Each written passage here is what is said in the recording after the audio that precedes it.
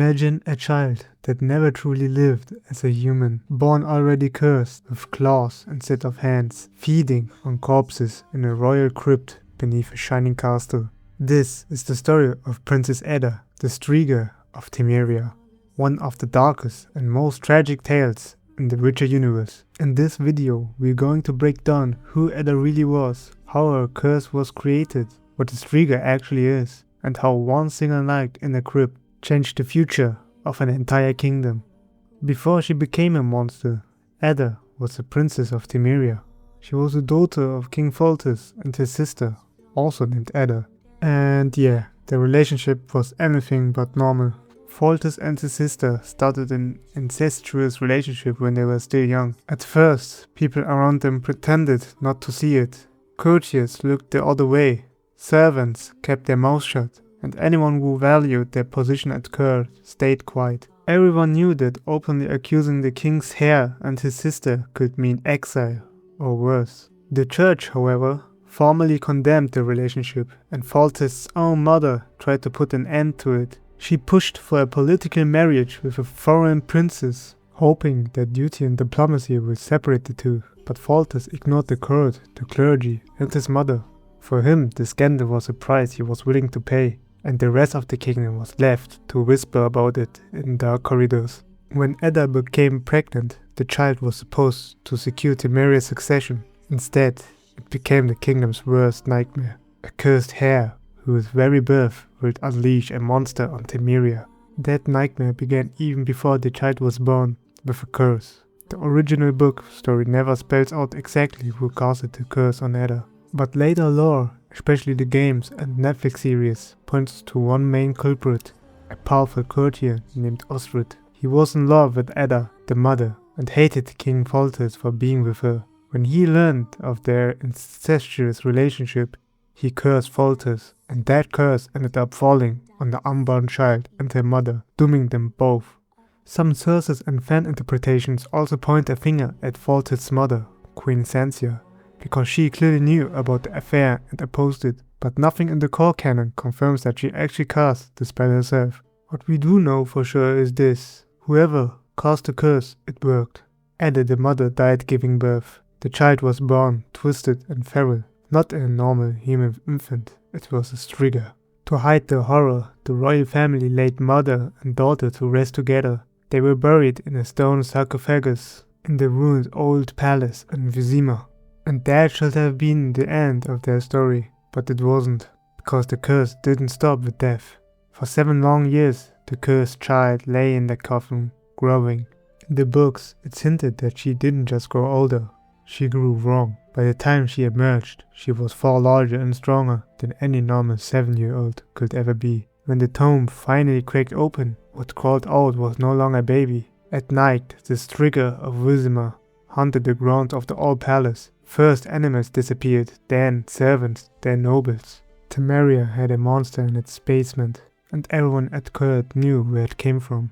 For a while, Foltest even turned that horror into a tool. Instead of public hangings or beheadings, some condemned criminals were taken to the old palace, tied up near the ruins, and simply left there after dark. The king could tell himself that justice was being served, but in reality, he was feeding his own cursed daughter with the bodies of those the crown had judged unworthy. So what exactly is a Striga in Witcher lore? A Striga isn't just a random monster species like a griffin or a basilisk. A Striga is specifically a cursed human girl, usually the result of something deeply wrong. We're talking about incest, betrayal, murder, or unresolved hatred around an unborn child. The curse twists the body and the mind. The child becomes a beast with unnatural rapid growth, incredible strength and speed, claws and fangs, and a hunger for human flesh. Strigas heal fast, are extremely hard to kill, and they tend to haunt graveyards, crypts, or the ruins of the former homes. But the most important detail is this: a Striga isn't necessarily lost forever. Under the right conditions, the curse can be broken. According to the law, to lift a Striga's curse, a Witcher has to survive the night with the creature, from dusk until dawn, without killing it. He has to prevent the Striga from returning to the place where it sleeps. In Adda's case, that's the sarcophagus in the crypt. If the monster is kept away until the 3rd crow of the rooster at dawn, The curse begins to unwind. The claws shrink, the spine straightens, the face reshapes, and slowly, painfully, a human girl emerges from the beast. At least, if the Witcher survives long enough to see it happen. Eventually, King Foltest reached his breaking point. Too many people had vanished. Too many rumors were spreading. Everyone knew that the monster in the old palace was his daughter. For Foltest, every new victim was a reminder of two failures at once. That he had brought a cursed child into the world and then locked her away in a coffin instead of saving her. He wasn't just a king with a problem to solve. He was a father who had to live with the knowledge that the creature hunting his subjects was the little girl he was supposed to protect. Foltest offered a massive reward for anyone who could break the curse and save Adda. He didn't just want the monster slain, he wanted his daughter back. He preferred that she be cured, but if that failed, he was willing to accept her death, because letting her go seemed, to him, less cruel than leaving her as a beast forever. Many tried. Knights, mercenaries, mages. Most of them ended up as bones scattered around the palace grounds. And then, finally, a Witcher arrived in Vizima, Geralt of Rivia. Geralt's approach was different. He didn't just see a contract and a monster. He saw a cursed child who might still be saved. Foltest allowed him to use whatever method he needed, as long as there was a chance to bring Adda back. And so Geralt chose the hardest possible path. He decided to spend the entire night locked inside the ruins of the old palace with the Striga. The fight that follows is one of the most iconic in the Witcher franchise. The Striga is fast and relentless. She fights like an animal, leaping from the shadows, crawling across walls, charging headfirst with claws and teeth. In the short story, Geralt is thrown around, ripped open, and forced to use every sign, every trick just to stay alive. In the first Witcher game, this is brought to life in a cinematic battle in the crypt. Geralt dodges, parries, and rolls, always trying to keep the monster away from her resting place. All he has to do is survive until dawn. But that's easier said than done. At one point, Geralt has a chance to run. He doesn't. Instead, he keeps provoking the Striga, dragging her out in the open, away from the sarcophagus, again and again. Every time she tries to retreat, he stops her. Every time she lunges at him, he risks his life to hold his ground. Finally, as dawn approaches, the monster grows weaker. The first rooster crows, then the second. Geralt is bleeding, exhausted, barely standing. When the third rooster crows, the Striga collapses. The curse has begun to break. Geralt approaches the body and sees, not a beast, but a girl. Red hair, human features. His sword lies on the floor. He leans in closer to check if she is still dangerous. And in one last reflex of the curse, she lashes out and tears his throat open. Darkness. Days later, Geralt wakes up, bandaged and barely alive. That wound never fully goes away.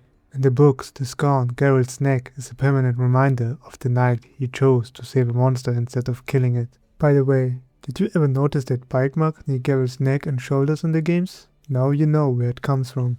The first thing he asks is whether the princess survived, and he gets his answer, yes.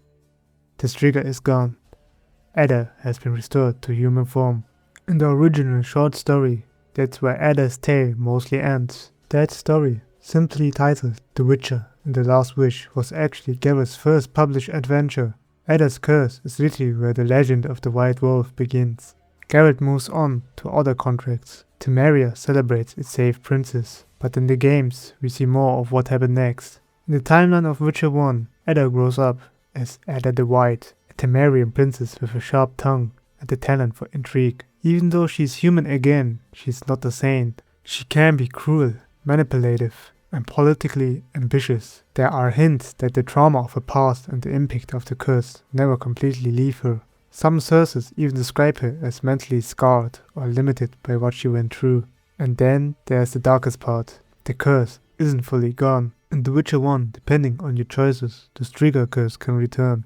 Old magic and new schemes awaken the same dark forces that once twisted her at birth. Geralt is faced with the same nightmare all over again. Save her or kill her. And this time, he's not just dealing with a feral monster in a crypt, he's dealing with a grown woman, a princess with her own agenda. The outcome depends entirely on the player. In some endings, Adda dies. In others, she is saved once more. But in every version, her life is shaped by a curse she never chose. On the surface, the story of Adda is a classic monster contract. There's a king, a cursed princess, a monster in a crypt, a witcher with a sword and a deadline. But underneath, it's a story about the consequences of human choices. The real horror here isn't just the claws and teeth, it's what created them. King Foltest and his sister chose to ignore every moral, religious and political boundary. Someone at court chose to answer that with a curse instead of justice. The royal family chose to bury the problem, literally, instead of facing it. For years the kingdom tried to lock its shame and guilt in a stone coffin, and every night that guilt crawled out and devoured more of the future.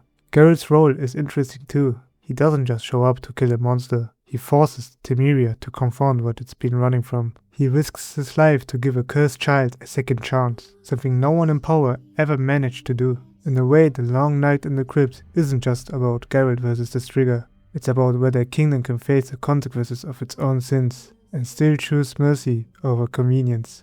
And that's what makes Adda's story stand out. She's not a dragon, she's not an ancient demon. She's a girl who was born into a disaster she didn't cause. A child turned into a monster by the choices of others. And even when the claws and fangs are gone, the damage remains. For me, that's why Adda the Striga is one of the most haunting figures in the Witcher universe. She's a reminder that in this world, monsters aren't always born in swamps or ancient forests. Sometimes they are born in royal beds. The fight in the Old Palace is one of the most memorable moments in The Last Wish. For a lot of readers, it's the scene where the Witcher world really clicks. Brutal, tragic and strangely intimate all at once. And honestly, it's one of my favorite parts of the whole book. If you enjoyed this deep dive into Adda and the nature of Strigas, let me know which Witcher character or creature you like to see next. I'm already planning episodes on other cursed beings and dark entities from the continent, so if you don't want to miss those, you know what to do.